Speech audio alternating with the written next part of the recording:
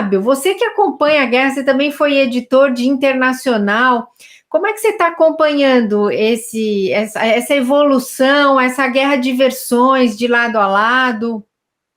A primeira coisa é isso, é chamar a guerra de guerra, né? Embora a Rússia esteja tentando emplacar esse eufemismo, né, de uma ação militar ou de uma ação de autodefesa, e até com leis que foram criadas na Rússia na semana passada, quem chamar a guerra de guerra é uma coisa surreal isso, né? Quem chamar a guerra de guerra ou chamar a invasão de invasão pode ser preso, né? Então, está havendo um cerceamento muito grande da informação. Por isso que é importante que figuras como o Papa Francisco e outras estejam chamando a guerra de guerra, porque a guerra traz todos esses horrores que a gente está acostumado a ver. E como em toda guerra, crimes contra a humanidade são cometidos, e essa guerra já começou a mostrar isso. Então, bombardeios de áreas civis, perseguição a médicos, a agentes humanitários, desrespeito a cessar-fogos, violação de corredores humanitários, tudo isso está acontecendo. Isso é próprio das guerras, né? Isso prova que é uma guerra, né? Não são incursões pontuais, porque havia uma dúvida, né, e até uma certa esperança, entre aspas, de que a ação da Rússia fosse uma coisa restrita, que ela ali tentasse ocupar algumas zonas fronteiriças, né, e não entrasse totalmente, não tentasse invadir totalmente o país. Isso foi desfeito, essa esperança que havia não aconteceu, e é uma guerra total, com bombardeios, como a gente está acostumado a ver em outros locais. Então, diga. Não, eu ia comentar com você que hoje a Rússia anunciou que quer abrir novos corredores humanitários para os civis saírem para a Rússia ou para Belarus, mas a Ucrânia rejeitou, né? Que está falando, ó, isso aí é manipulação da opinião internacional. São corredores meio fajutos, né? Porque você imagina, você está levando o corredor em direção ao país que está te agredindo, em direção ao agressor. Então, imagina que você é um ucraniano que mora ali em Kiev, ou em alguma outra cidade no leste, e você quer, nesse momento, fugir da Rússia, né? Você quer fugir de quem está te bombardeando, mas o corredor te leva diretamente para os braços do invasor. Chega a ser uma piada de mau gosto isso, e a Ucrânia, evidentemente, está reagindo a isso. Tudo isso é parte dessa guerra de informação, né? Então, a Rússia, o que a Rússia está dizendo? Olha, eu estou respeitando os direitos humanos, eu estou respeitando a lei humanitária internacional, eu estou abrindo corredores, tudo isso é parte do discurso russo, mas é uma guerra de manipulação, né? Então, isso é mais um exemplo de uma manipulação, porque são corredores totalmente ineficazes e corredores quase que suicidas, né? Ninguém está sendo bombardeado, vai em direção ao... É como aquele ditado, você está na beira do precipício, você não vai dar um passo adiante, né? Você vai recuar. O que a Rússia está querendo é que as pessoas deem um passo adiante na beira do precipício. Pois é, e o Macron, né, que estava assim fazendo um papel de mediador, tal, ele soltou o verbo ontem numa entrevista para o canal de TV LCI. Ele falou: ó, essa proposta aí do Putin é cinismo moral e político. A gente tem até uma tela aí para mostrar a fala do Macron. E ele fala: ó, isso aí não é sério, é um cinismo moral e político que me parece insuportável. É um discurso hipócrita que consiste em dizer: vamos proteger as pessoas e levá-las à Rússia. Pessoas estão morrendo, estão exaustas e não conseguimos obter um cessar-fogo. Agora, Fábio, a gente vê esse desrespeito todo, essa guerra de versões, acusações e tal. Será que o guru do Putin, que eu anunciei lá na abertura, que você fez um perfil dessa figura, será que ele aprovaria o jeito que o Putin está levando essa guerra, Fábio? Olha, sem dúvida nenhuma, aprovaria. Nós estamos falando do Alexander Dugin, né? Ele é um cientista político e filósofo. Ele era um professor universitário até pouco tempo atrás, mas ele é um escritor, ele é um formulador de teorias, né? E ele foi muito influente junto ao Putin, especialmente desde o começo desse século. O Putin chega ao poder na virada do milênio, né? Que coincide com o momento em que esse professor Dugin começa a publicar suas teses. E qual é a tese dele? A tese é de que o povo russo não cabe nas fronteiras da Rússia, né? Ele trabalha muito esse conceito de povo. E o povo russo, ele deveria compreender quem está na Rússia, mas também comunidades que falam russo, ou que têm antepassados russos, ou que são culturalmente russos, e que estão em outros países. A Ucrânia é um deles, mas não apenas. A Ucrânia, a Geórgia, os países bálticos, existem minorias russas nesses países. Aí é uma herança da União Soviética, né? Quando tudo era uma coisa só. Quando a União Soviética acaba e esses países são criados, comunidades russas, culturalmente russas ou linguisticamente russas, ficam dentro desses novos países. E ele tem essa tese de que o povo russo ele não pode estar contido apenas dentro da Rússia, dentro do Estado russo. E isso serve de base, serve de justificativa para essas aventuras militares. Não é a primeira vez que o Putin faz esse tipo de coisa, essa é apenas a mais radical.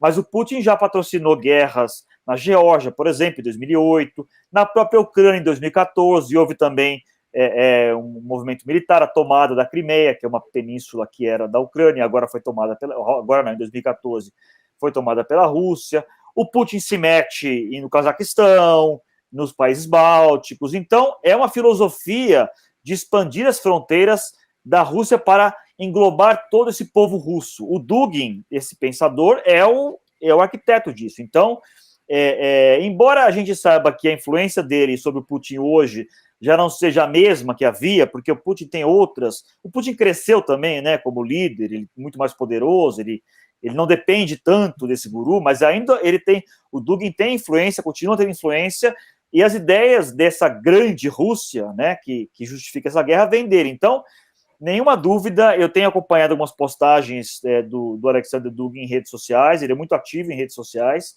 ele aprova, ele tem a aprovação, certamente, dessa atuação do Putin, até porque as ideias são inspiradas no que ele escreveu, no que ele publicou, nos livros que ele lançou e tudo mais.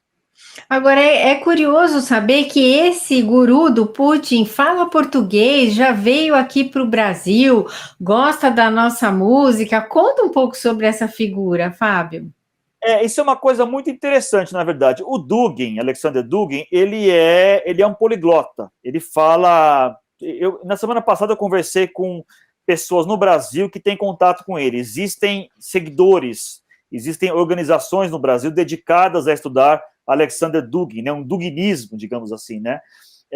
E essas pessoas me contaram que ele é um poliglota, né, ele tem facilidade com línguas, ele fala 8 ou 9 línguas, ele fala inglês, fala russo, fala italiano, fala espanhol, e ele fala português, ele estudou português, ele tem essas ligações com o Brasil, ele veio 2 vezes ao Brasil já, participar de eventos. Ele é um admirador da cultura brasileira, da música brasileira, ele gosta de bossa nova, ele gosta de MPB, ele lê, enfim, ícones da literatura brasileira, como Ariano Suassuna, Darcy Ribeiro, Vinícius de Moraes, e até uma curiosidade, que uma das principais discípulas, digamos assim, ou pessoas que têm ligação com ele no Brasil, é uma filósofa chamada Flávia Virgínia, que vem a ser filha do cantor Djavan. Incrivelmente, essa situação um pouco exótica, né? Eu até na semana passada, ao fazer essa matéria, eu fui atrás dela, né? Eu mandei mensagem para ela, porque ali por volta de 2014, 2015, por aí, ela criou, junto com o Dugin, um centro no Brasil para estudar essas ideias do Dugin e tudo mais. E ela foi muito simpática, inclusive, me respondeu, mas disse, olha, prefiro não conversar, prefiro não dar entrevista para essa matéria. Mas ele tem essa ligação, realmente, ele tem um contato com o Brasil, ele tem seguidores aqui, e ele tem essa característica. É impressionante. Ele também teve debates muito intensos com o Olavo de Carvalho, né? Bom você ter falado, só complementando, a Esther Silva está perguntando aqui, será que ele é o Olavo de Carvalho russo? Aí eu queria que você colocasse.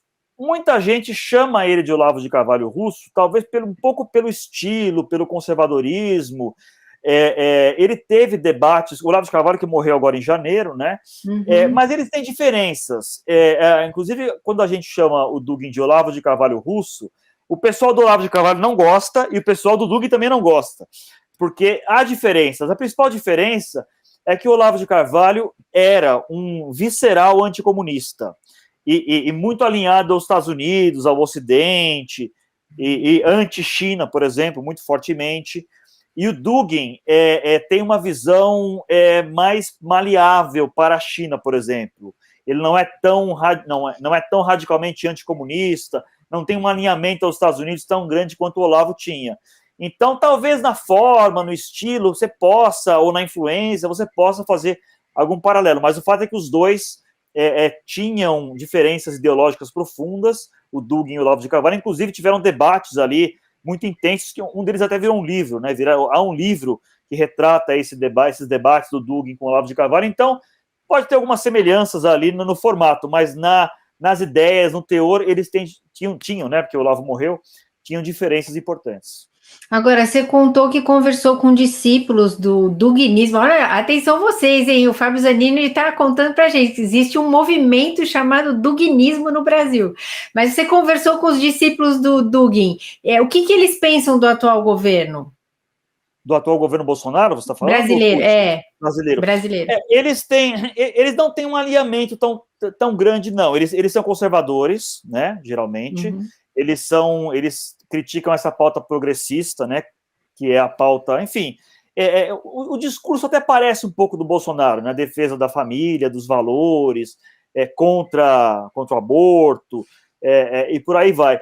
Mas, ao mesmo tempo, eles enxergam no Bolsonaro um pouco um fanfarrão. Eles acham que o Bolsonaro não é a pessoa que representa realmente os ideais conservadores. Então, há um pouco uma identidade nas pautas, há um pouco uma identidade no discurso, mas há uma rejeição à figura do Bolsonaro. Eu acho que o Bolsonaro não é alguém que os represente, não é alguém que vá levar esses valores, né? É um fanfarrão, é um pouco um picareta em algumas situações. Então, mas eles são anti-esquerdistas, são anti-progressistas.